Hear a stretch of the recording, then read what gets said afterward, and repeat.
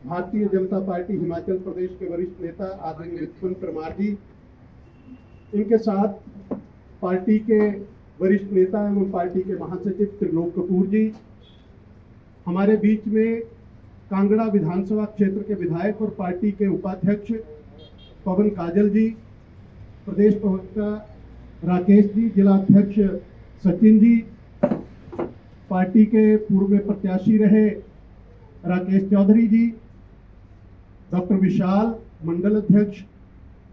मित्रों, आज की प्रेस कॉन्फ्रेंस में 3 मुख्य बिंदु रहने वाले हैं और ये संयुक्त मीडिया कॉन्फ्रेंस को सबसे पहले हमारे भाई पवन काजल जी कांगड़ा की स्थिति के ऊपर अपना वक्तव्य देंगे। उसके उपरांत जो है वो पार्टी के महासचिव त्रिलोक कपूर जी संगठन की दृष्टि से कांगड़ा के ऊपर जो है, संगठन की दृष्टि से पूरे हिमाचल में क्या चल रहा है और केंद्र की योजनाओं के ऊपर जो है वो अपना वक्तव्य देंगे। और आदरणीय विपिन परमार जी जो हैं वो सनातन और प्रदेश की स्थिति के ऊपर जो है, वर्तमान स्थिति के ऊपर जो है वो अपना वक्तव्य देंगे। आदरणीय पवन। नमस्कार साथियों, सबसे पहले तो मैं आपका ध्यान जिला कांगड़ा की राजनीति पर देना चाहूँगा कि जब कांगड़ा की अनदेखी हुई है और जिला कांगड़ा का प्रदेश की राजनीति का जो रास्ता है वो जिला कांगड़ा से ही होकर जाता है। आज तक का इतिहास में कोई भी सरकार जब बनती है जिला कांगड़ा से होकर बनती है।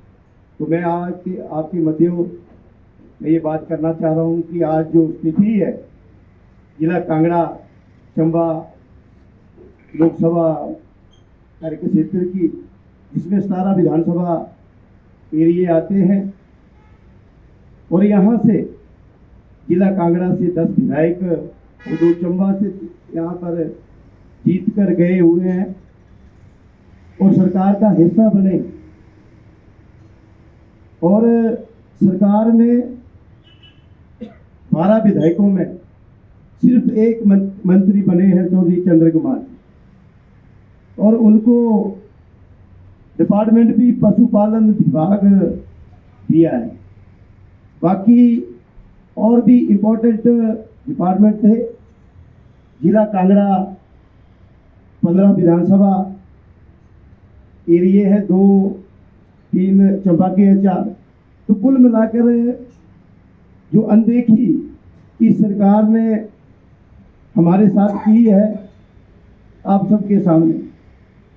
आज चाहे स्वास्थ्य संस्थान की बात हो, चाहे शीतकालीन प्रवास की बात हो, चाहे वो दूसरी गतिविधियों की बात हो, जिला कांगड़ा में हर कोई त्रस्त होके बैठा है, जनता त्रस्त है और सरकार मस्त है। आपको याद होगा 1993 से लेकर जो परंपरा जो चली आ रही थी, कोई भी सरकार बनती, चाहे वो प्रेम कुमार धूमल जी थे, राजा वीरभद्र सिंह जी थे, जयराम ठाकुर जी थे, तो जिला कांगड़ा में जो एक शीतकालीन प्रवास होता था 2 महीने के लिए, सरकार जो है कांगड़ा से चलती थी। आज सरकार को बने हुए 9 महीने हुए और कांगड़ा की सुध लेने वाला नहीं। आज स्वास्थ्य संस्थान है प्रदेश का दूसरा सबसे बड़ा संस्थान टांडा मेडिकल कॉलेज। आज उसकी जो हालत है, आज उसकी जो ओपीडी है वो 3000 के लगभग है। ये इसलिए है कि हमारे जो दूसरे संस्थान है, जो सिविल हॉस्पिटल है, वहाँ पे कोई भी स्पेशलिस्ट डॉक्टर नहीं। अगर वहाँ पे अल्ट्रासाउंड की मशीन है तो रेडियोग्राफर नहीं। अगर कोई सीटी स्कैन है तो उसको डॉक्टर सीटी स्कैन करने वाला नहीं। तो ये सारी बातें मैं आपके माध्यम से आपके ध्यान में लाना चाहूँगा। आज टांडा मेडिकल कॉलेज की बात करें, एक बेड के ऊपर 2-2 मरीज। आज हम MRI कराने की बात करें तो 6 महीने के बाद डेट मिलती है। आज हम CT स्कैन की बात करें तो 3 महीने के बाद मिलती है। तो ऐसी व्यवस्था जो है स्वास्थ्य संस्थानों की बद से बदतर हुई है। मैं आपके ध्यान में लाना चाहूँगा, यहाँ पे जो किडनी ट्रांसप्लांट होती थी वो पूरे इंडिया में ये जो सरकारी PGI के बाद टांडा मेडिकल कॉलेज में शुरू हुई थी, वो भी बंद पड़ी।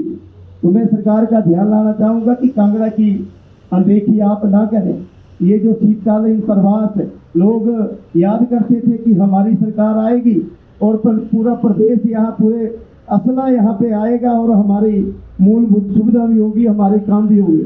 तो ये जो मैं अनदेखी सरकार के ऊपर लगा रहा हूँ, ये सबके सामने आज 9 महीने में कोई भी सरकार टांडा मेडिकल कॉलेज में या दूसरे स्थानों में यहाँ पे जिला कांगड़ा की सुध लेने नहीं आई है। तो ये 1-2 बिंदुओं पर मैं बात करना चाहता। इसी तरह सेंट्रल यूनिवर्सिटी की बात करते हैं। सेंट्रल यूनिवर्सिटी की फाइल जो है वो जुलाई महीने से वो सरकार के पास है। 30 करोड़ रुपया वन विभाग के पास जमा होना था और उसकी पेड़ कटान के लिए जो NOC मिलनी थी, आज तक उसका भी कुछ नहीं हुआ। तो मैं ये कहना चाहूँगा, हालांकि सरकार बनी है और मैं टेक्निकल तरीके से बताऊंगा, 14 लाख वोटर है सारा विधानसभा में कांगड़ा चंबा को जोड़ के, उसमें 10,69,000 पूर्ण हुआ है। उसमें 5,01,000 वोट जो है भारतीय जनता पार्टी को पड़ा है। 4,81,000 जो है वोट है वो कांग्रेस पार्टी को मिला। टेक्निकली 21,237 वोटों से भारतीय जनता पार्टी की बढ़त है, पर टेक्निकली हम MLA नहीं बन सके। पर ये ना समझे कांग्रेस पार्टी कि हमने भारतीय जनता पार्टी को हराया। भारतीय जनता पार्टी को नहीं हराया। ये जो आपने गारंटियां, ये जो 10 गारंटियां आपने दी है जनता को, जो ठगा आपने, आने वाले टाइम में जनता आपका इंतजार कर रही है। आपने नौजवानों के साथ जो मजाक किया, 1 लाख 1 साल में नौकरियां देने का आपने वादा किया था। आपने 300 बिजली यूनिट बिजली फ्री देने का आपने वादा किया था। आपने पहली ही कैबिनेट में 1500 रुपया 18 साल से 59 साल तक महिलाओं को देने की बात की थी। ये तो जो सारी गारंटी है ये आपको लेने के देने पड़ेंगे। तो मैं बाकी की विस्तृत जानकारी हमारे त्रिलोक कपूर जी देंगे, हमारे विपिन सिंह परमार जी देंगे। पर आने वाला जो कल है, ये जो गारंटी है, अभी तो गोबर की बात करते थे, दूध की बात करते थे, अभी तो बहुत है 10। और ये जो पहले 1500 रुपये और 300 बिजली यूनिट फ्री, और ये जो बेरोजगारों के साथ जो भट्टा मजाक किया है, आने वाले टाइम में जनता का इंतजार कर रही है। धन्यवाद। मान्यवर त्रिलोक कपूर। नमस्कार मित्रों, भारतीय जनता पार्टी के राष्ट्रीय अध्यक्ष श्रीमान JP नड्डा जी के दिशा निर्देश पूर्वक पूरे भारत में पार्टी के संगठनात्मक कार्यक्रम चल रहे हैं और उसी दिशा में और उसी क्रम में हिमाचल प्रदेश में भी पार्टी के सामान्य प्रदेश अध्यक्ष डॉक्टर राजीव बिंदल जी की अगुवाई में इन दिनों पूरे हिमाचल प्रदेश के हर बूथ में पार्टी विभिन्न कार्यक्रमों के साथ नीचे स्तर तक जो है कार्यकर्ताओं के बीच में जा रही है। ये आपके ध्यान में भी चर्चा है कि देश के प्रधानमंत्री जी ने कल्पना की है कि पूरे हिंदुस्तान के हर घर से एक मुट्ठी भर मिट्टी एकत्रित करके जो हमारे ऐसे बलिदानी हैं, हमारे ऐसे शहीद जिन्होंने अपनी शहादत दी है, उनके यादगार में दिल्ली में एक अमृत वन का उनके यादगार के लिए एक बहुत बड़ा स्मारक का निर्माण किया जा रहा है। और पूरे हिमाचल प्रदेश में भी कार्यकर्ता हर घर जाकर, गांव-गांव में जाकर वो मिट्टी कलश में इकट्ठे करके जो है एक इसी ही सितंबर माह में जो है वो दिल्ली में वो सौंपने जा रहा है।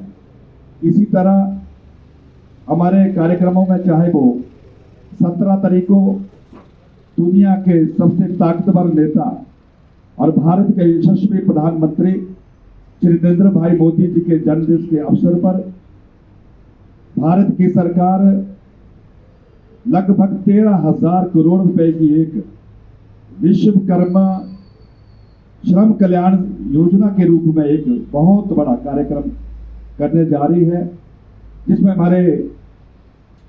चाहे वो हमारे सुनार भाई हो, चाहे हमारे लोहार भाई हो, चाहे हमारे तरखान हो, चाहे हमारे मूर्तिकार हो, चाहे चर्मकार हो, चाहे शिल्पकार हो, इस प्रकार के जो वर्ग है उनको निश्चित तौर पर इस बड़ी योजना से जो है वो लाभ मिलेगा।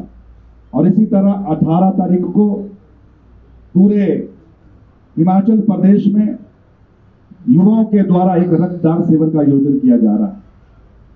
23 सितंबर को आयुष्मान भारत योजना के तहत जो हमारे कार्ड बनते हैं उसका एक विशेष कार्यक्रम उस दिन निर्धारित किया गया है। 24 तारीख को प्रधानमंत्री के द्वारा मन की बात का कार्यक्रम और इसी तरह भारतीय जनसंघ के संस्थापक पंडित दीनदयाल उपाध्याय जी के जन्म जयंती पर 25 सितंबर को पार्टी के हर कार्यकर्ता बूथ स्तर पर कार्यक्रम का आयोजन करेगा। और इस प्रकार ये कार्यक्रम हमारे लगभग 2 अक्टूबर तक चलने वाले हैं और 2 अक्टूबर को स्वच्छता अभियान के रूप में पार्टी कार्यक्रम करेगी। इस प्रकार से पार्टी निरंतर इस प्रकार के रचनात्मक कार्यक्रमों को लेकर आगे बढ़ रही है। और जहां आज प्रेस वार्ता में मुझे लगता है कि ये उचित समय है, मैं आपसे जरूर ये चर्चा करना चाहता हूं कि कांग्रेस की नेत्री श्रीमती प्रियंका बडेरा इन दिनों हिमाचल प्रदेश में है और मैं कल से उनको पढ़ रहा हूं कि वो हिमाचल प्रदेश के प्रभावित क्षेत्रों में या प्रभावित पीड़ित परिवारों से जो है कांग्रेस के कार्यकर्ता उनको मिला रहे हैं। लेकिन हिमाचल प्रदेश की जनता जानती है कि हिमाचल के बाढ़ पीड़ित परिवार हो या क्षेत्र उनके प्रति कितना सच में दर्द है। लेकिन हिमाचल प्रदेश के लोग ये जानते हैं कि वो 2 महीने के बाद हिमाचल प्रदेश में उनका आने का जो मकसद है वो एक सैर सपाटा है, एक राजनीति करने का है। और मैं कांग्रेस के मित्रों से निवेदन करना चाहता हूं, माननीय मुख्यमंत्री से निवेदन करना चाहता हूं कि मुझे इस बात की मुझे मालूम है और मुझे याद है कि जहां पर भारतीय जनता पार्टी के शासित राज्य होते हैं, जहां किसी अगर गलती से दलित परिवार के साथ कोई अन्याय हो जाए तो सुबह सूर्य भी उदय नहीं होने देते हैं, वो तुरंत वहां पहुंचते हैं, उनके दर्द के साथ खड़े होते हैं। लेकिन कांग्रेस के मित्रों, अगर श्रीमती प्रियंका गांधी जी अगर शिमला आई है तो कृपया करके उनको चंबा जिला के सलूनी उपमंडल में इसी ही एक प्रदेश का गरीब परिवार, दलित गरीब परिवार, उनका एक नौजवान 25 वर्षीय मनोहर लाल, जिनका पिछले महीने बड़ी जिसको कह सकते हैं कि एक योजनाबद्ध तरीके से उनका मर्डर कर दिया था और चौथे दिन उनका जो है वो मृत शरीर मिला था। लेकिन उस परिवार से मिलने की हिमाचल प्रदेश के मुख्यमंत्री ने अब तक तो हिम्मत नहीं की है। लेकिन लगता है कि श्रीमती प्रियंका गांधी इस प्रकार के पीड़ित परिवारों से बिना मिले नहीं जाती है। और मुझे पूरी उम्मीद है कि श्रीमती प्रियंका गांधी चंबा के उस जो प्रभावित परिवार है मनोहर लाल जी का, उनके परिवार से मिलेगी और उनको विश्वास दिलाएगी कि आपके बच्चे के साथ न्याय होगा। मुझे लगता है कि मैं उस घड़ी का इंतजार करता हूं। मुझे इतना ही कहना था। मैं अब माननीय परमार जी से निवेदन करता हूं कि वो आगे अपनी बात रखें। आदरणीय परमार जी। धन्यवाद श्री त्रिलोक कपूर जी। हमारे दोनों भाइयों ने, श्री त्रिलोक कपूर जी ने और श्री पवन चौधरी जी ने अपनी बात कांगड़ा के साथ हो रहा अन्याय और जो हमारे संगठन की आने वाले दिनों में कार्यक्रम है उसके बारे में विस्तार से सारी बात यहाँ रखी। मैं आपके माध्यम से, चाहे हमारा इलेक्ट्रॉनिक्स मीडिया है चाहे प्रिंट मीडिया है, आज जो देश का परिदृश्य है उसके संदर्भ में बात करना चाहता हूं। श्री नरेंद्र मोदी जी के 10 वर्ष और 10 वर्ष ऐसे जिसमें जन कल्याण की बात, तिरंगे का सम्मान, गरीबी और गुर्बत से ये देश ऊपर उठे और दुनिया का सिरमौर बने, वो वाणी से भी, व्यवहार से भी और कर्म के द्वारा भी पूरे देश में, पूरी दुनिया में संदेश दिया। इसलिए सबसे पहले मैं सफलतम जो G20 का आगमन, पूरे दुनिया के नेता दिल्ली में इकट्ठे हुए, one earth, one family, one future, उसको लेकर के जो बात कही गई है, उसके लिए हिंदुस्तान अग्रदूत बना। तो मैं प्रधानमंत्री श्री नरेंद्र मोदी जी को बहुत बधाई और देश की जनता को भी आभार कि आपने ऐसे नेतृत्व को चुना जिन्होंने चंद्रमा की उस धरती पर चंद्रयान तिरंगे झंडे के साथ फहरा दिया और लाल चौक पर तिरंगा झंडा फहराया। पत्रकार मित्रों, इसकी पृष्ठभूमि में बात करना चाहता हूं। अब ये जो विपक्ष है, जिसको हम घमंडिया कहते हैं, हम घमंडिया की उनको संज्ञा देते हैं। 23 से अधिक छोटे बड़े दल इकट्ठे होकर के वर्तमान केंद्र की सरकार पर आरोप प्रत्यारोप लगाने की बात कर रहे हैं। और मैं विषय पे आना चाहता हूं। वो कह रहे हैं, कौन कह रहा है? उदयनिधि स्टालिन, कि हम इस देश में सनातन संस्कृति को समाप्त कर देंगे। सनातन क्या है? इसमें रामायण है, इसमें महाभारत है, इसमें पुराण है, इसमें उपनिषद है, इसमें ओम की वाणी है। यूनान मिश्र रो मिट गए, कुछ बात है कि हस्ती मिटती नहीं हमारी। उस सनातन को समाप्त करने के लिए इस प्रकार के वक्तव्य दिए जा रहे, पर इस वक्तव्य के पीछे मनोभावना किसी और की नहीं, घमंडिया गठबंधन की मनोभावना है। और इसके पीछे अगर कोई है तो ये जो गठबंधन हो रहा है, उस गठबंधन का सबसे बड़ा दल कांग्रेस है, जो सुनियोजित तरीके से इस प्रकार की भ्रामक और भ्रमित करने वाले वक्तव्य पूरे देश में फैला रहे हैं। ये मैं कहना चाहता हूं। और एक बात और कहना चाहता हूं, ये सनातन क्या है? सनातन जिसका कोई अंत नहीं, जिसका आदि नहीं, अनंत है।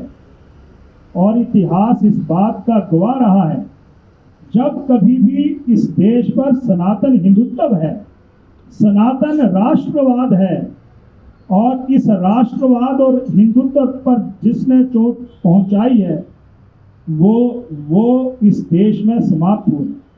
यहां पर वर्षों तक मुगलों ने राज किया, यहां पर ब्रिटिशर आए, परंतु सनातन को कभी कोई समाप्त नहीं कर सका।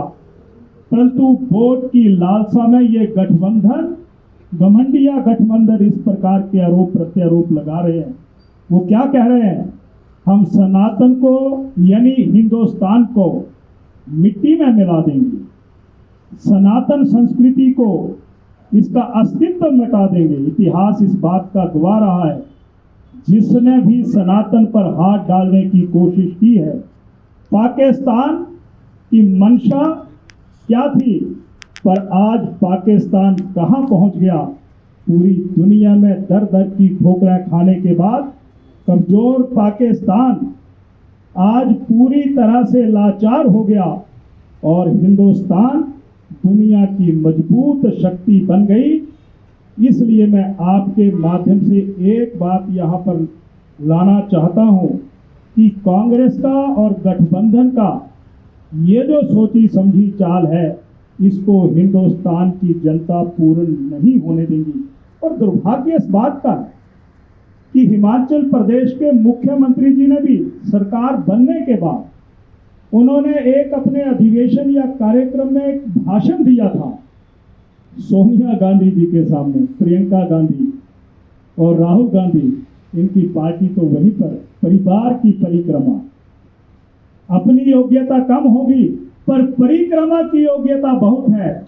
उन्होंने क्या कहा उस मंच पर बैठे हुए नेताओं को प्रसन्न करने के लिए क्या कहा, ये कहा, मैं उस प्रदेश से जीत करके आया हूं और मैं उस प्रदेश का मुख्यमंत्री बना हूं जहां पर 97% हिंदू रहते हैं और हिंदूवादी शक्तियों को सशक्त दे, उनको हराने के बाद मैं मुख्यमंत्री बना हूं। मंशा क्या है?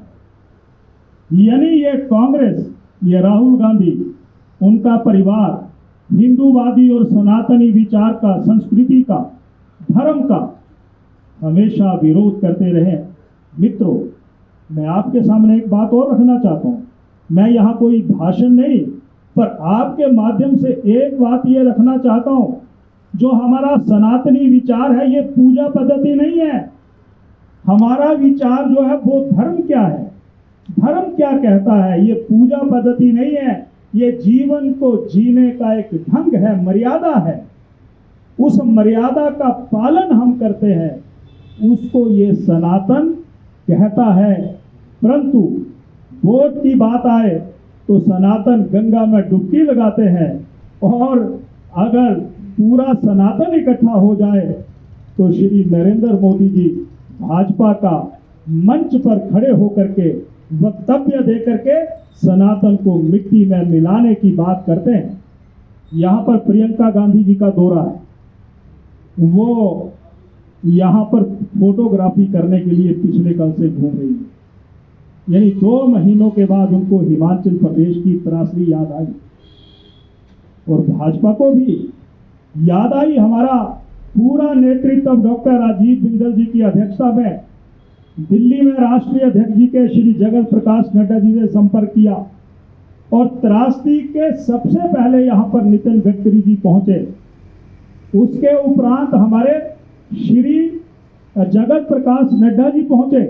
हमारे प्रदेश अध्यक्ष डॉक्टर राजीव बिंदल जी ने प्रभावित क्षेत्रों का दौरा किया, श्री जयराम ठाकुर जी का भी दौरा हुआ, और जब वो आए तो उन्होंने हिमाचल प्रदेश के लोगों के दर्द को समझा, और दर्द को समझा तो सबसे पहले उन्होंने क्या कहा कि अगर यहाँ के रोड्स की हालत खराब है तो केंद्र सरकार उसके लिए पूरा पैसा, धन की व्यवस्था करेगी। और 800, मैं आपके माध्यम से कह रहा हूं, 862 करोड़ रुपया भारत सरकार श्री नरेंद्र मोदी जी ने हिमाचल प्रदेश को भेज दिया है। 6400 से अधिक मकान हिमाचल प्रदेश को ग्रामीण विकास मंत्रालय की ओर से आ गए। 400 करोड़ रुपया सेंट्रल रोड फंड की तरफ से हिमाचल प्रदेश को आ गया है, और यहाँ पर 2600 करोड़ रुपया प्रधानमंत्री ग्रामीण सड़क योजना के माध्यम से PMGS-22 में यहाँ पर पहुँच गया है। ये पैसा कहाँ से आ रहा है? और यहाँ पर प्रियंका गांधी क्या कह रही है, हिमाचल प्रदेश को आपदा स्टेट घोषित किया जाए। मैं तुमसे जानना चाहता हूँ, मैं आपसे जानना चाहता हूँ, जब कभी यहाँ त्रासदी आई, आपने कब कब कौन कौन सेशन में वो आपदा राज्य घोषित किया, मुझे जानकारी दी जानी चाहिए। पर हिमाचल प्रदेश में आई है तो मैं आपसे जानना चाहता हूं, आप पत्रकार मित्रों, आपके माध्यम से जानना चाहता हूं, वो अपना स्टैंड स्पष्ट करे। सोनिया गांधी भी करें, प्रियंका भी करें कि सनातन धर्म पर आक्रमण करते करते और योजना बनाने के बाद आप क्या 2 महीने के बाद यहां पर आ रहे हैं?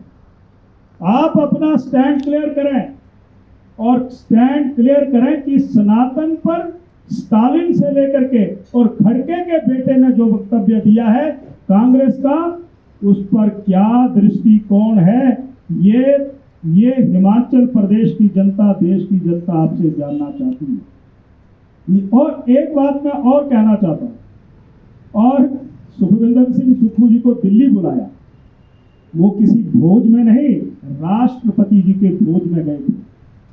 उस G20 के अधिवेशन में पूरी दुनिया के राष्ट्राध्यक्ष, प्रधानमंत्री और प्रदेशों के मुख्यमंत्रियों को बुलाया, और उसमें श्री सुखविंदर सिंह सुक्खू जी को भी राष्ट्रपति जी के निमंत्रण पर बुलाया था। और वहां पर यहाँ दिल्ली से वापस आने के बाद वो क्या वक्तव्य दे रहे हैं कि मैं वहां पर भोज करने नहीं गया था, मैं अपनी बात रखने गया था। यानी उस कार्यक्रम में उपस्थित होने के बाद ये जो पलटू राम जैसी बात है श्री सुखविंदर सिंह सुक्खू जी कर रहे हैं, वो राष्ट्रपति जी के उस खोज का भी अपमान है। मुख्यमंत्री जी, आप इसके लिए क्षमा मांगे। और मैं ये भी कहना चाहता हूं, दिल्ली में आपकी वाणी कुछ और होती है, शिमला पहुंचते हैं तो सुर बिगड़ जाते हैं। ये वाणी और सुर बिगाड़ने का काम छोड़ दो। और जो श्री नरेंद्र मोदी जी ने, राष्ट्रीय अध्यक्ष श्री जगत प्रकाश नड्डा जी ने और श्री डॉक्टर राजीव बिंदल जी के प्रयासों से जो दिल्ली में संपर्क हुआ और इतनी अपार सहायता यहाँ पर प्राप्त हुई है, उसके लिए धन्यवाद तो कह दें। अब ये क्या चाह रहे कि वहां से एक चेक काट दिया जाए, करारे नोट भेज दिए जाए, और जो गारंटियां दी है गले की फांस बनी हुई है, यानी लगभग 4,000 करोड़ रुपया हिमाचल प्रदेश की बहनों को 1,500 रुपये अगर उनके खाते में डालने हैं तो लगभग इतना पैसा 4,000 करोड़ रुपया चाहिए। और जनवरी 2023 से लेकर के अभी तक अगर मान लिया कि मेरे परिवार में कुछ बहनें हैं तो उनको 15,000 रुपया उनके खाते में पड़ जाना चाहिए था। यानी गारंटियां तुम्हारी, और तुम ये कह करके कि आपदा राज्य घोषित किया जाए, गारंटियों की भरपाई करारे नोटों के माध्यम से तुम करने की कोशिश कर रहे हो। ये खजाना खाली है।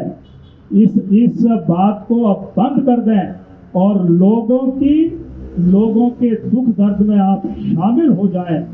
ये मुख्यमंत्री जी आपसे हम गुजारिश करना चाहते हैं।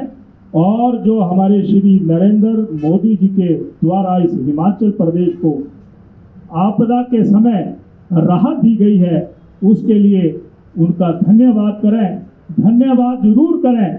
और आपदा के लिए आप गरीबों के घर को बनाने के लिए आप पैसे की व्यवस्था करें। कहीं जमीन धंस गई है तो जमीन की व्यवस्था करें। यही मैं आपसे निवेदन करना चाहता हूं। पर प्रियंका गांधी जी जो जनरल सेक्रेटरी हैं कांग्रेस पार्टी की, वो हिमाचल प्रदेश के कुछ हिस्सों का दौरा कर रही हैं, तो इस सनातन के ऊपर अपना वक्तव्य दें। क्या तुम स्टालिन के साथ हो? क्या तुम अपने खड़के के बेटे के साथ हो? और सुबह मैंने केरल के एक शिक्षा मंत्री का वक्तव्य पढ़ा। उन्होंने क्या कहा? उन्होंने कहा हमारा गठबंधन अल्पसंख्यकों की रक्षा के लिए काम कर रहा है। पर भारतीय जनता पार्टी पिछले कई वर्षों से ये कह रही है कि हम सिर्फ अल्पसंख्यक का नहीं, हम इस देश के करोड़ों लोगों की सामूहिक चिंता करते हैं।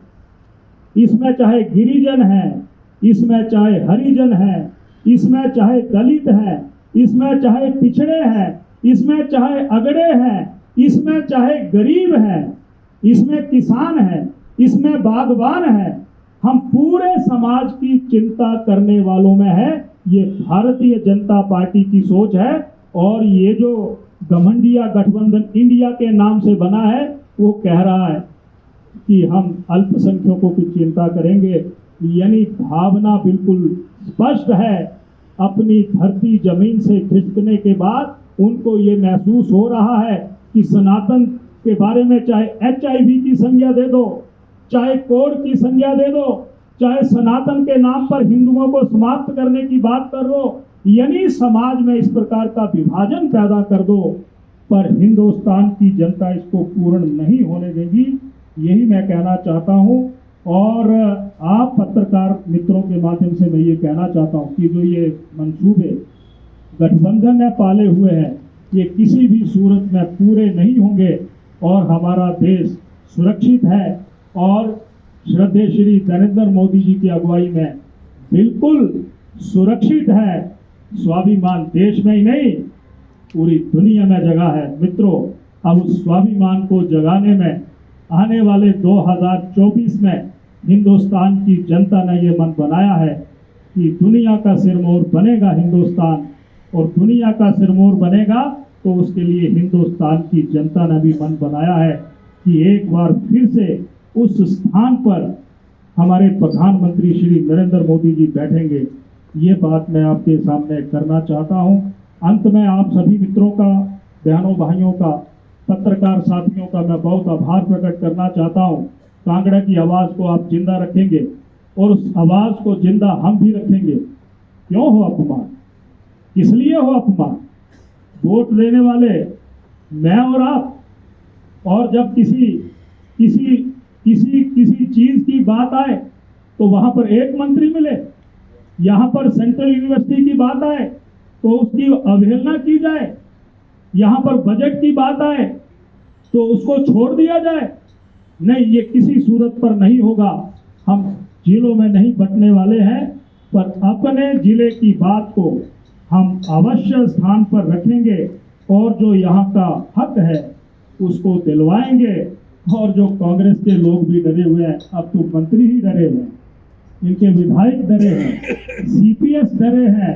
इस डरे हुए माहौल में पत्रकार मित्रों, आप हमारा सहयोग तो कर दो, आप हमारा सहयोग करिए। और सहयोग हम कोई गलत नहीं चाहते, आपका साथ चाहते हैं कि हमारी बात जहां आप पहुंचा सकते हैं उस बात को पहुंचाएं। और कांगड़ा जिला में आपदा राहत कोष की बात अगर की जाए, मुख्यमंत्री जी जगह जगह घोषणा कर रहे हैं, इस मकान को मैं 1 लाख रुपया देता हूं, इस टूटे हुए मकान को मैं 2 लाख रुपया देता हूं। एसडीएम के पास वो फरियाद लेकर के जा रहे हैं, तो कह रहे हैं नहीं, हमारे पास हमारे खजाने में कोई पैसा नहीं है। और मंत्री पर्यटक बन करके आए, मुख्यमंत्री जी पर्यटक बन करके आए, घूमे, खबरें छप गई, और परंतु लोगों को वो मुआवजा आज तक नहीं मिला है। ये संवेदनहीन सरकार है, ये मेरा बहुत बड़ा आरोप है। और गठबंधन अपने निजी स्वार्थ के लिए कि दिल्ली में हम कैसे आए, इसके लिए इस प्रकार के वक्तव्य, वाणियां और इस प्रकार के वादे यहाँ पर हो रहे हैं। तो अंत में इतना ही कहना चाहता हूँ, आप पत्रकार मित्रों का बहुत आभार। पर सोनिया गांधी, प्रियंका गांधी, राहुल गांधी, मैं आपके माध्यम से जानना चाहता हूँ कि सनातन पर तुम क्या कहना चाहते हो? तुम स्टालिन के साथ हो? तुम खड़गे के बेटे के साथ हो? मैं ये जानना चाहता हूँ ताकि बात स्पष्ट हो जाए। बहुत धन्यवाद।